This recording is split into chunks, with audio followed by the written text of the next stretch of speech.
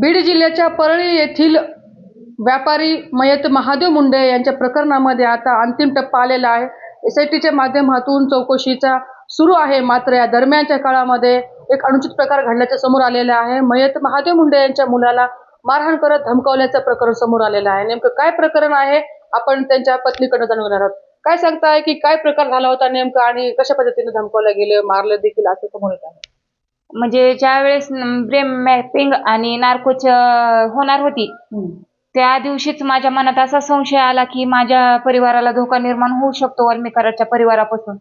म्हणून मी पत्र म्हणजे अगोदरच पत्र तयार केलं आणि परळीच्या पोलिसांना दिलं, अंबाजोगाईच्या बी दिलं आणि SP सरांना पण आम्ही ते पत्र दिलेलं आहे। त्याच म्हणजे टायमिंग मध्ये ज्यावेळेस माझा भाऊ SP ऑफिसला गेला पत्र घेऊन, त्याच टायमिंग मध्ये माझी मुलं ट्युशनहून येत असताना त्यांना एक अनोळखी मुलाने आडवून त्यांना धमकून हाणमार केली आणि म्हणजे एकदम त्यांना अडवून हाणमार करण्यात आली। त्याच्यामुळं म्हणजे भीतीचं वातावरण माझ्या लेकरांच्या मनामध्ये तयार झालेलं आहे।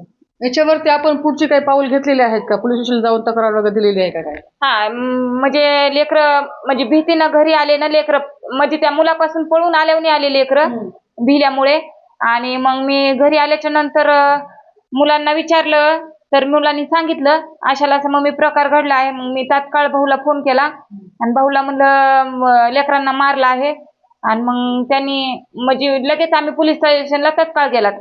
तात्काळ पोलीस स्टेशनला जाऊन त्या मुलाच्या विरुद्ध गुन्हा दाखल केला आणि तिथं आम्हाला विचारण्यात आलं की त्या मुलाचं नाव काही माहिती आहे का, तर लेकरं म्हणले मग मी तिथं बाल्या असा विचार करत होते।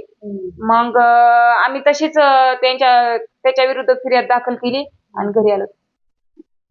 का नेमकं असं वाटतंय की दबाव यायलेला आहे वगैरे म्हणून? कारण की हे प्रकरण तर एसआयटीकडे दिलेलं आहे, संबंध राज्यामध्ये या प्रकरणाची चर्चा आहे आणि अशा परिस्थितीमध्ये देखील आणखी कुणी दबाव निर्माण करू शकतो असं आपलं त्या मुलाची पार्श्वभूमी वगैरे तपासली पोलिसांना, तर काय प्रकार सुरू आहे?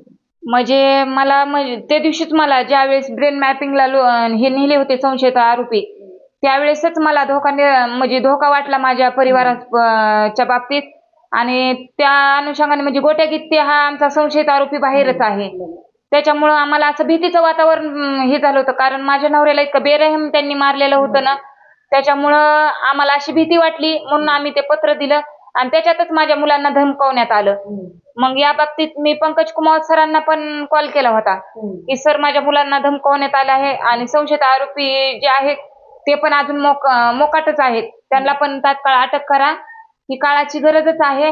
आणि माझे मुलं आता काही अशा मुली नाहीत की ते घरातच बसून राहतील, मुलं आहेत ते कधी बी बाहेर वारंवार वावरणार आहेत। आणि माझा भाऊ असा प्रत्येक गोष्टीत त्याचा पण लक्ष जाणार नाही ना, का तर बाहेर गावी जावंच लागतं। मग मुलांना सोडायची आणायची जिम्मेदारी आणि आमच्या मागे पुढे कोणीच नाही, सोडलं तर भाऊ आणि सगळं मग त्याच्या एकट्याच्या जीवावर पण जमत नाही ना।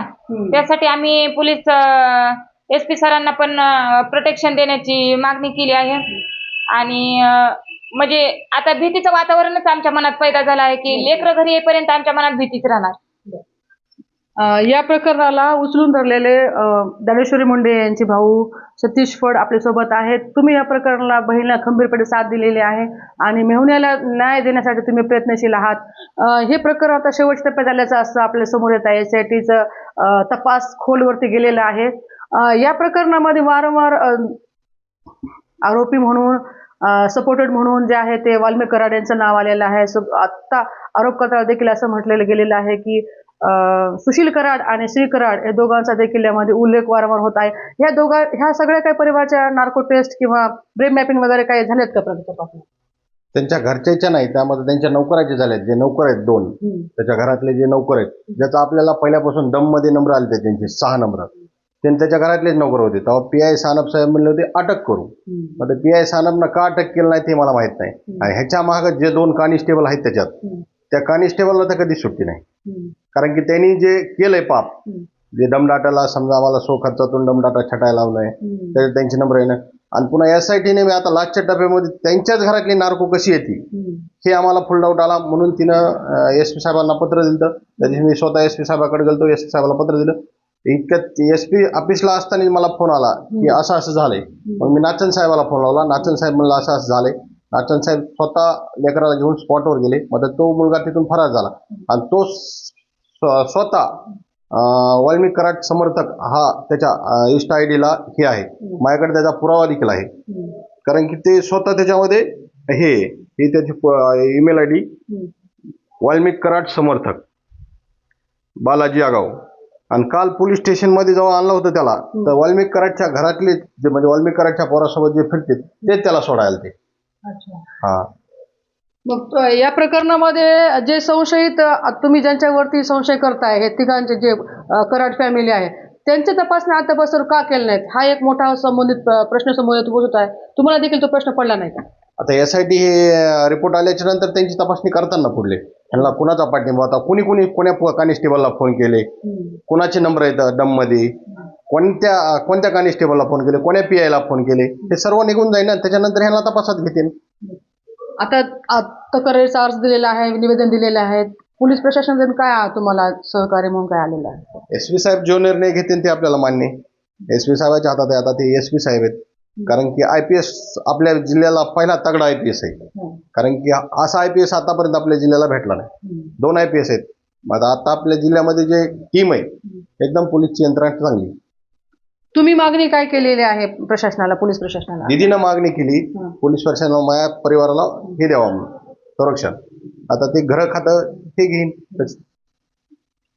तर आपण बघू शकता की प्रकरण जे आहे ते अंतिम टप्प्यात आलेलं आहे. मात्र आता परिवार सुरक्षित राहावा हा प्रत्येकाचा विषय असतो. मात्र या ठिकाणी परिवारातील मुलांचाच जीवित धोका असल्याचे या ठिकाणी समोर येत आहे आणि त्या अनुषंगाने आता पोलीस प्रशासनाला निवेदन देखील दिलेले आहेत आणि त्यासोबत पोलीस प्रोटेक्शन देण्याच्या देखील मागण्या करण्यात आलेल्या आहेत. आता पाहता येईल की नेमकं या प्रकरणामध्ये पुढील तपास कोणत्या वळणावर जातो, कोणते जे आहेत आरोपी त्यांचे नाव समोर येतात का, आणि या अनुषंगाने ज्या लोकांकडे हा इशारा म्हणून किंवा आरोपी म्हणून पाहिलं जातं तेच आरोपी समोर येत आहेत का, आणखी काही वेगळे चित्र समोर येते, हेही पाहणं तितकंच महत्त्वाचं असणार आहे. महाराष्ट्र टाइम्ससाठी सुकेश नाईकवाडे, बीड.